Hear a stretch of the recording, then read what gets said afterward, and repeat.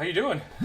And this is one of the tough parts about running a client business, is being able to make the decision between we're going to stay on and persevere because we believe honestly that we can eventually achieve the results that they're looking for, or, which we've had to do in the past, just bow out and say, you know what, we've done our best, we've done everything we think we can do, and we think that there's got to be someone else better out there. But it's really easy to get discouraged sometimes when you know that you've been successful in the past, or you truly believe that there's got to be a way to fix this. And I guess I'm getting a little jumbled here, but it's just one of those things where it's just a judgment call. You have to make a judgment call where you say, does it make sense for us to continue and persevere, or do we have to bow out and say, you know what, I think someone else can help you? And it doesn't always come down to whether or not you think you have the skills to persevere.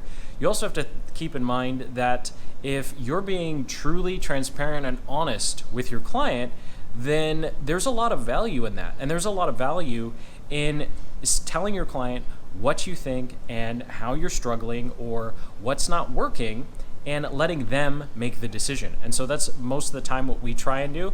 There have been a couple times where we've gone and we've been transparent. We said, you know what, this just isn't gonna work. We're not going to get it for you. You need to go find another agency that will actually know and understand. Okay, now I have to move. The tough part about that is, I don't think it's one of those things, like, might not be the best results in the world, but who else is going to come to them and say, okay, this is how we're messing up. Like, I don't know of another, just from the ethics wise, because looking at the data, I mean, it wasn't working very well for a little while here, and the only reason that they know about it is because you said something. Like, most people wouldn't say anything, or they just change the attribution in analytic, because it's really easy to pad the numbers and just bury it in the couple that are working. And I gotta pat you on the back for what you did in coming to him. And so I think it's, like you said, there's ups and downs, but at the end of the day, I think we should just continue to work all out as if they're going to stay with us, and if they really think they can go find someone who's better and just as transparent, I mean, by all means. But I mean, we've both seen what it looks like when a client comes to us, like and the previous 5 or 6 agencies, you'd look at it and go, what the hell were they?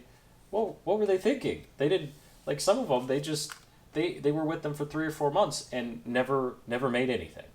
And it took a while for the client to understand, oh no, it's all the branding campaigns that are making me money. You guys don't know what you're doing. And then that's why we have like 5 or 6 different people in the same freaking account. And knowing when you should bow out and just tell the client that they should go find someone else versus going to continue and try and persevere is a total judgment call. There's really no rules here, and it happens to everyone who's in a services business. You'll have a client where things aren't going as well as they should, and you just have to make that decision.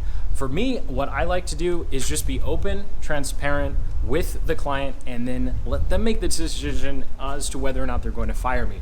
Now, I might be standing on a little bit of a pedestal here, but because of our particular niche, which is digital marketing, there is a lot, and I mean a lot, of less than helpful behavior when it comes to client success. There are very easy ways to pad your numbers for months, if not years on end, and I've inherited clients where we go through the Google Ads account and they've actually never had a profitable campaign other than just using their branded terms, and it's totally possible for that to happen. And so what you have to do is actually just let them know, hey, you know what, in the past these 2 or 3 things didn't actually work for you at all, and it was just your branded campaigns that was totally keeping your account afloat. And that's just an example of what happens in marketing and advertising. Of course, it's going to be different for your niche or industry.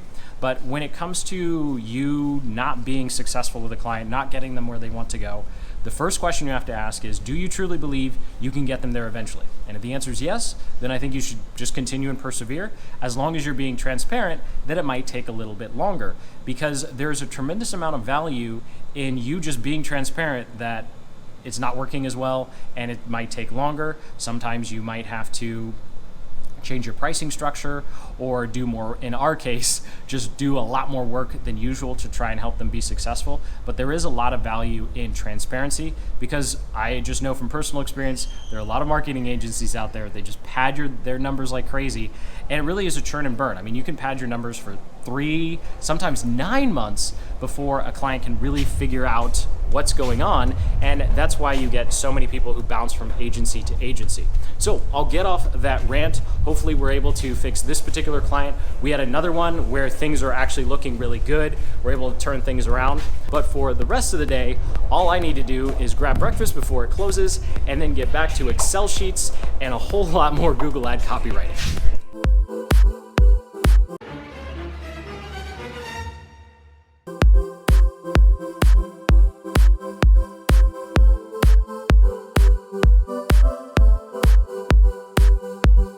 And that's what I get for waiting so long to go to the breakfast buffet. So pretty much ate the last of the eggs that they had, and I thought I was going to be out of bacon, but luckily, because I've been here so long, one of the waiters was actually nice enough to bring me fresh bacon, the last call bacon, and I was able to have my complete breakfast. So now taking a quick walk over to the only coffee shop that seems to have decaf drinks here, because as much as I like coffee, I like sleep even more. So I'm not actually a huge caffeine person. I really like the taste of coffee, and of course you know that I can't seem to get enough of San Pellegrino.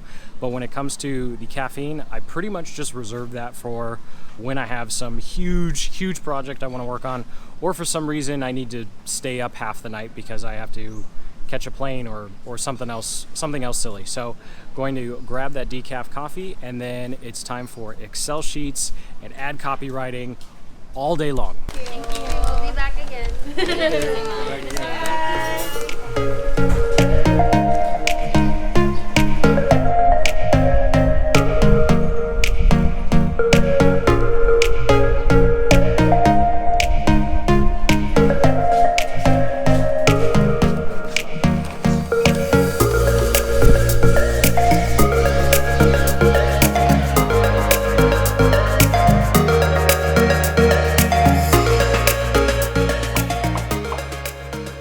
And a quick 4.5 hours later, all the keywords are nice and neat into their ad groups and somewhat their campaigns. Of course, Jesse's going to figure out what campaigns, what ad groups go where. I just kind of do the OCD organizing, and then he does the important stuff, right?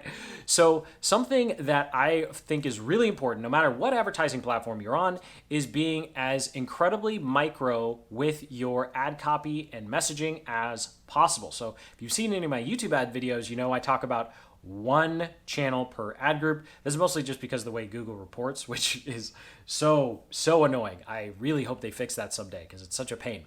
But when it comes to Google search ads or display and you're using keywords, you want to make sure that you have 7 or less, and you only use phrase match and exact match, because broad match is just a way for Google to take newbies' money. Like there's the only reason you would ever use a broad match keyword is if it's a branded term. That's the only reason. And after that, it's just pretty much a waste of time. So the only time I actually break the rule of 7 when it comes to ad groups and the number of keywords or just the number of targeting options you have inside of an ad group, irrespective of what part of the Google platform you're using, whether it's Gmail, Discovery, YouTube, or search, is once you started running campaigns, you look at that search term report and you go ahead and you start finding search terms that you haven't had, that you didn't start with, that work really well. Then go ahead and just add them as exact match to whatever ad groups you have running, and then you'll wind up having more than 7 unique keywords. But of course, we all have to take that with a grain of salt, since Google's going to take away the search terms report, because they know that it's really valuable, and so they're going to take it away. Kind of like Facebook deciding to cancel all their audience tools or their version of analytics out of the blue. I have no idea why they decided to do that, although I digress. So something that I hope will be helpful to you, irrespective of what platform you're using, is to always organize your targeting based upon either the problems or roadblocks your ideal customer is dealing with, or how they want to solve the problem. Because at the end of the day, your product or service probably solves a couple of problems and gets people a couple of results. So everyone wants to get to that point, but the way they want to get to that point is very different. And so with advertising, it's really easy to talk about all the results and the benefits of your product, and it's really easy to forget that everyone is at a different starting point. We're all going to the same place, but just like a pyramid, it's really, really broad at the bottom, and we have to funnel everyone up to, I should say funnel instead of pyramid, because now I'm going to get comments. Are you a network marketer? I have a great opportunity for you. We haven't talked in years, but I think this is great for you, right? We've all gotten those messages. I can't stand those anymore. So anyway, we all need to funnel people into the same place, which is our product or service that delivers that result that they want. But everyone starts differently because they're dealing with different struggles, different roadblocks, and of course they think they have to go about solving it a different way. So here's a actual concrete example using how to grow a YouTube channel as an example, because that's my obligatory just way to make sure all of my examples are never giving away client stuff. So let's say we have a list of keywords: build your channel, increase your views, boost your watch time, or promote your channel. And then we have two keywords: gain more followers and get more views. Well, we can immediately actually separate these into two groups. We can put gain and get into one category, and we can put build, increase, boost, and promote into another. And the reason that we would do this is because even though everyone's trying to get more views, get more watch time, grow their channel, they're going to be going about it in a different way. See, the second group of people, gain and get, they're focused on the external. They're looking outside of themselves, outside of their channel, because they want to grab something and bring it in to make them successful. Whereas the grow, promote, and boost, they're actually internal. They're looking at what they have now, and they want it to rise up and push it out. And that might seem like a really subtle difference, or it might seem like, dude, you are totally making stuff up. That makes that people don't care and they don't think that way.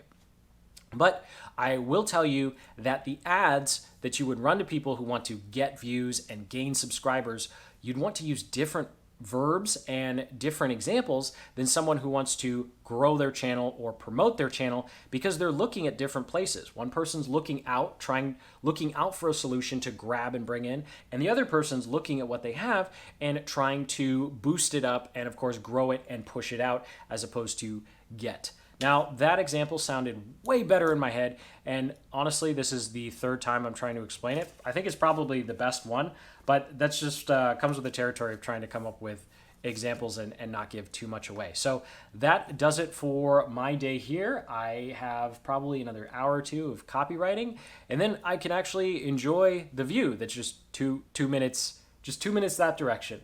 And even though I'm stuck here, and even though I can't always just sit at a random coffee shop and look out at the ocean, something just knowing that it's 2 minutes that way just makes the whole experience a lot better. And it does give me that kind of beachy atmosphere and still feeling like, yeah, I'm a digital nomad here, as opposed to, oh no, I'm stuck in my room working all the time. Although everybody has to pay their bills. You got to do the work to enjoy that as well. So I digress. I better get to some Basecamp pings and finish that copywriting and hopefully go for a swim and enjoy the view. So until the next, keep building the business you love.